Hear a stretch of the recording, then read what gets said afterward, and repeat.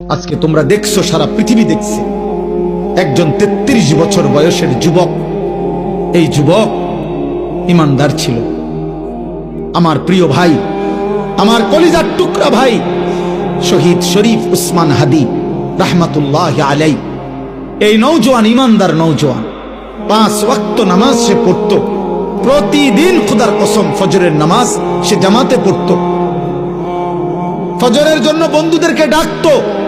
ফজরের নামাজ পড়ে তার সংসদীয় এলাকা, যেখান থেকে সে স্বতন্ত্র প্রার্থী হতে চেয়েছে, সেখানে ওয়ার্কিং করত।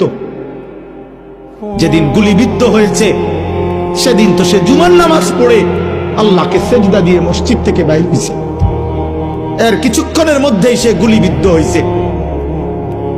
সে হাফেজে কোরআন ছিল, তার বাবা আলেম ছিলেন, তার বড় ভাই আলেম, সে মাদ্রাসার ছাত্র ছিল, সে আল্লাহকে ভালোবাসতো, পাক্কা ইমানদার ছিল।